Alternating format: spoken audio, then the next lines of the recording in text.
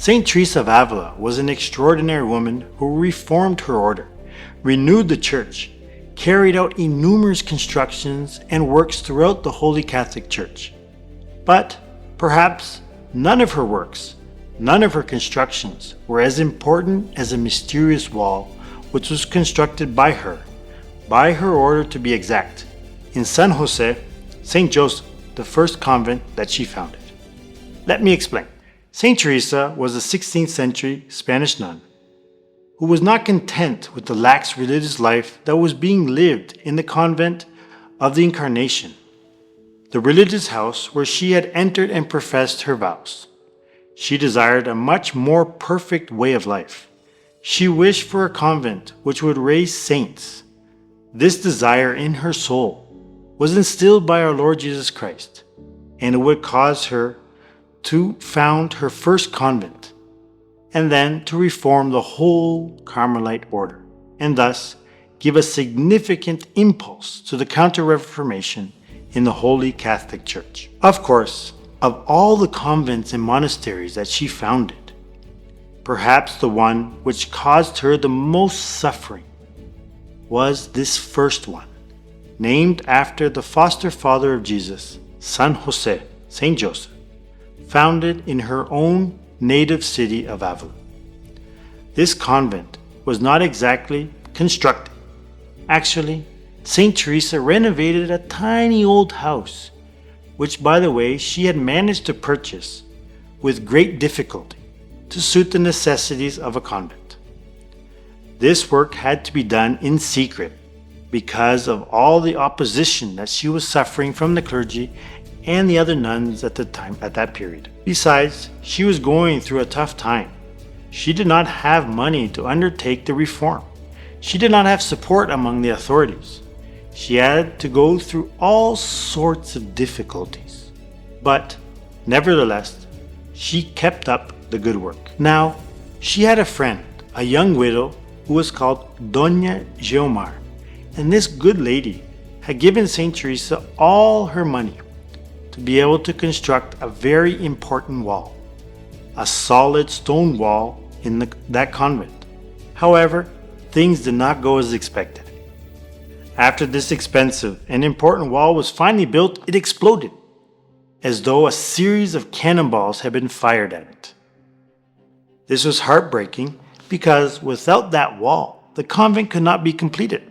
When St. Teresa arrived at the site to see the state of things, she found her brother-in-law, who was supervising the construction, furiously shouting at the workmen who had built the wall. She calmly explained to her brother-in-law that it was not the fault of the workers that the wall had fallen. It exploded because it was attacked by numerous demons. But it was necessary to rebuild the wall, and she asked them to do it immediately. Unfortunately, the workmen refused to do any more work unless they received more money. And alas, she did not have any more money. It was at this point that her good friend, Doña Geomar, who had stuck with her during all this time, started to weaken in her will to build the convent. So many things had gone wrong, so many fights had to be fought, and finally this wall, which was so important, when they didn't manage to raise it up, it just blew up. It seems as if God Himself was not interested in the project. The wall, the important wall, just blew into pieces. That was one of the most decisive moments in St. Teresa's life.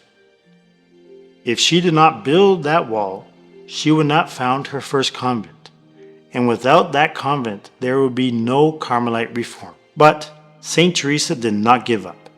She insisted that the work should go ahead against all odds, and she managed to raise more money. Doña Geomar agreed to send a messenger to ask her mother for more money. But the messenger took much longer than expected to get back, and by then everyone else had lost hope. But St. Teresa calmed everyone down, saying, "No, the man is going to come back. He's going to come back with the money. I see him now receiving the money from the hands of so-and-so. In fact, a few days later, he did arrive with the money. And later they were able to confirm that he had received the money in his hands at the exact moment that St. Teresa had seen the vision. In the end, the wall was finally built, the convent was concluded, and finally they moved in.